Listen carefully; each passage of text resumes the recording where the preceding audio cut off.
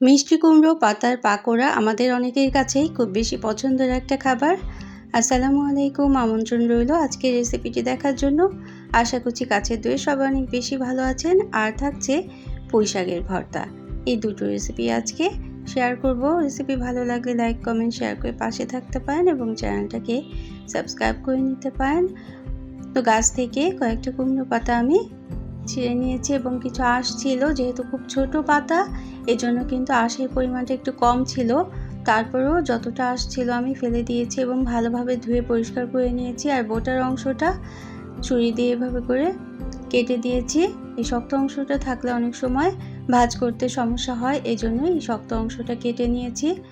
ভালোভাবে ধুয়ে, যদি একটু বড় সাইজের পাতা হয় তাহলে কিন্তু গরম পানিতে কিছুটা সময় ভিজিয়ে নরম করে নিতে হবে।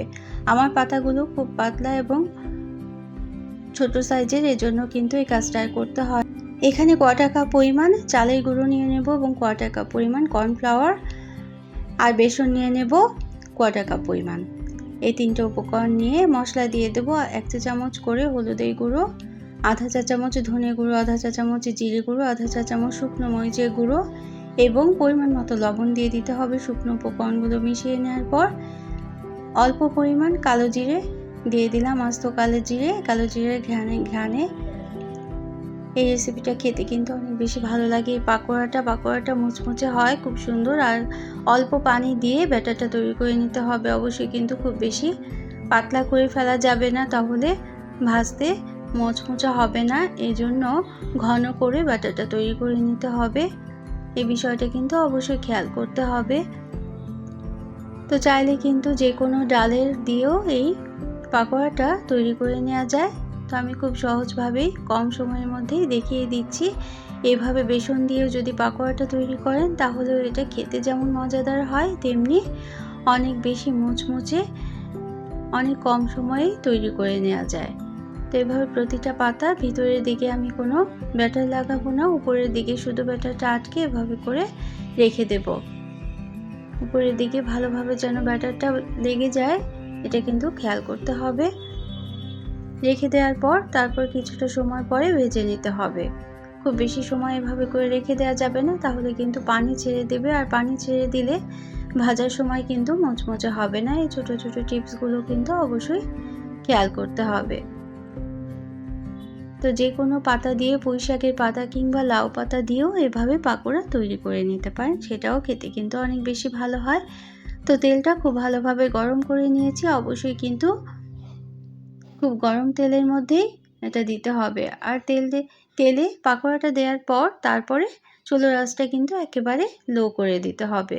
প্রথমে তেলটা গরম করার সময় চুলোর আঁচটা বাড়িয়ে তেলটা গরম করে নিতে হবে। তারপর চুলোর আঁচটা একেবারে কমিয়ে দিতে হবে এবং কমিয়ে দেওয়ার পর তারপর পাকোড়াটা দিয়ে দিতে হবে। আর পাকোড়াটা দেওয়ার পর প্রথমে কিন্তু উল্টে দেওয়া যাবে না, অবশ্যই 1 মিনিট সময় দিতে হবে। একদিক যখন 1 মিনিট সময় নিয়ে মুচমুচে হয়ে যাবে তারপরে অপর পিঠে উল্টে দিতে হবে। তো এভাবে করে 2-3 বার উল্টে পাল্টেই ভেজে নিতে হবে। আর অবশ্যই কিন্তু প্যানটাকে বা কড়াইটাকে খুব ভালোভাবে গরম করে নিতে হবে। আর তাতেই কিন্তু অনেকের কাছে কিন্তু পাকোড়াটা তৈরি করার সময় লেগে যেতে পারে। যদি কড়াইটা খুব গরম থাকে, তেলটাও খুব গরম থাকে, তাহলে কিন্তু আর লেগে যাওয়ার সম্ভাবনা থাকবে না। মাছ মাংসের স্বাদকেও কিন্তু হার মানাবে মাঝে মাঝে যদি এরকম মুচমুচে পাকোড়া তৈরি করে খেয়ে থাকতে পারেন। বিভিন্ন সবজি ভাজির পরিবর্তে মাঝে মাঝে কিন্তু এরকম মজাদার নাস্তা খেতেও অনেক বেশি ভালো লাগে। আর তাছাড়া বিকালের নাস্তায়ও এভাবে করে ভেজে খেয়ে নিতে পারবেন সসের সাথে। আর ভাতের সাথে তো খেতে গেলে অনেক বেশি মজাদার হয়। খিচুড়ির সাথেও পরিবেশন করতে পারবেন এরকম মজাদার পাকোড়া। তো এই পর্যন্ত যারা দেখলেন, একটা লাইক দিতে ভুলে গিয়েছেন, অবশ্যই একটা লাইক দিয়ে দিতে পারেন। প্রয়োজনে কমেন্ট করতে পারেন এবং শেয়ার করতে পারেন ফ্রেন্ডস অ্যান্ড ফ্যামিলির সাথে। আর যারা প্রথম ভিজিট করছেন তারা চাইলে চ্যানেলটিকে সাবস্ক্রাইব করে বেল বাটনটাকে একটা প্রেস করে রাখবেন, তাহলে নোটিফিকেশন পেয়ে পরবর্তী রেসিপিগুলো কিন্তু দেখে নিতে পারবেন। তো অবশ্যই কিন্তু এভাবে করে চেপে চেপে ভিতরের পাতাটা যেন কুক হয়ে যায় ঠিকভাবে, সেটা খেয়াল করতে হবে। উপরের দিকটা মুচমুচে হলেই নামিয়ে ফেলা যাবে না। অবশ্যই লো আছে কিছুটা সময় নেড়ে চেড়ে নিতে হবে এভাবে করে, তাতে ভিতরের পাতাটা খুব সুন্দরভাবে সিদ্ধ হয়ে যাবে বা কুক হয়ে যাবে। আর তা না হলে কিন্তু ভিতর দিকটা কাঁচা থেকে যেতে পারে আর উপর দিকটা পুড়ে যেতে পারে। এই জন্য ধৈর্য নিয়ে একটু সময় নিয়েই কাজটা করে নিতে হবে। আমি বাকি পাতাগুলো এভাবে করে ভেজে নিচ্ছি।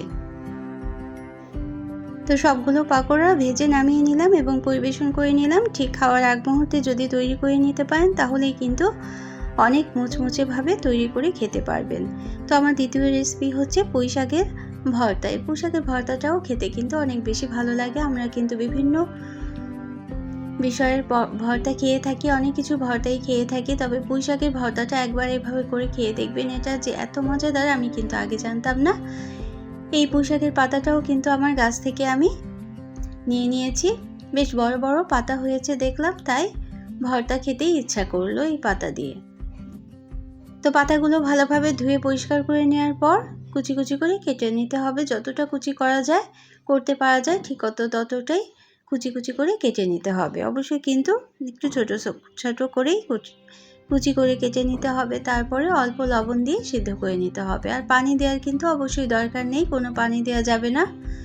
পানি দিলে কিন্তু পাতাটা বেশি সিদ্ধ হয়ে যাবে এবং পানিটা থেকে যাবে। আর পানিটা শুকাতে শুকাতে পাতার যে সবুজ রঙটা সেটা কিন্তু নষ্ট হয়ে যাবে। পানি ছাড়া অল্প লবণ দিয়ে বা পরিমাণ মতো লবণ দিয়ে যদি কিছুটা সময় নেড়ে নিতে পারেন তাহলেই কিন্তু পাতাগুলো নরম হয়ে আসবে আর নরম হয়ে সিদ্ধ হয়ে যাবে। সিদ্ধ হয়ে যাওয়ার পর আমরা নামিয়ে নেব। যতটুকু পানি উঠেছিল এই পানিটা কিন্তু অবশ্যই শুকিয়ে নিতে হবে একটু সময় নিয়ে। তো যে কোনো পাতার ভর্তাই কিন্তু এভাবে করে নিতে পারেন, অনেক বেশি ভালো লাগে এভাবে পাতার ভর্তা খেতে। আর এই ভর্তাটা করার জন্য আমি শুকনো মরিচ ভেজে নিয়েছি। শুকনো মরিচ তেলের মধ্যে কিছুটা সময় নেড়ে ভেজে নিয়েছি। এটা কিন্তু আমরা সবাই ভাজতে পারি, এর জন্য কিন্তু আমি আর দেখিয়ে দেইনি। আর পেঁয়াজটাও ভেজে নিয়েছি। শুকনো মরিচ, পেঁয়াজ আর ধনেপাতা কুচি দিয়েই আজকের এই পাতার ভর্তাটা করে নেব। তবে ধনেপাতাটা খুব মিহি কুচি করে কেটে নিতে হবে, এই জন্যই কিন্তু আমি দেখিয়ে নিলাম।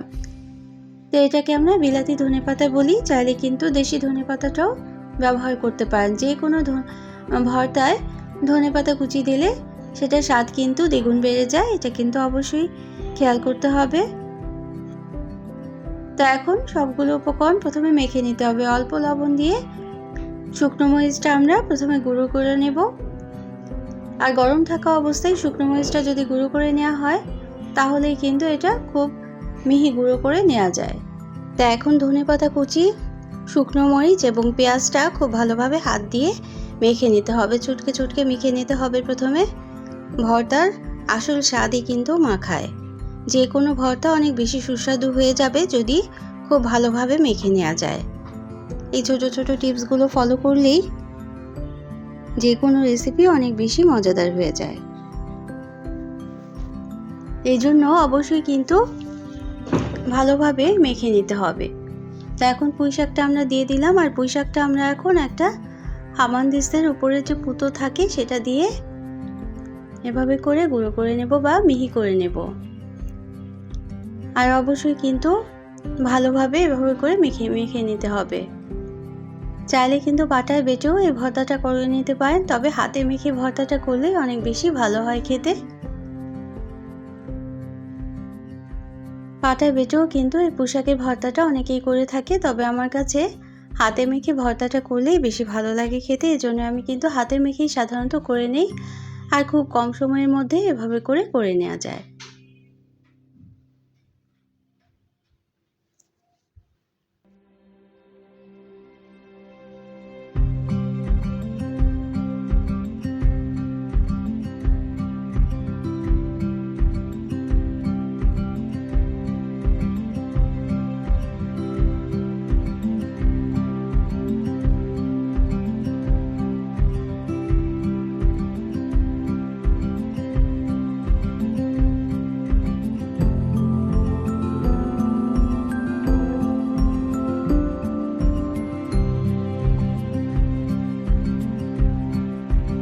তো আমি পরিবেশন করে নিচ্ছি আজকের ভর্তা। যারা এতটা সময় সাথে থাকলেন সবার জন্য রইল অনেক অনেক ভালোবাসা, অনেক অনেক শুভকামনা।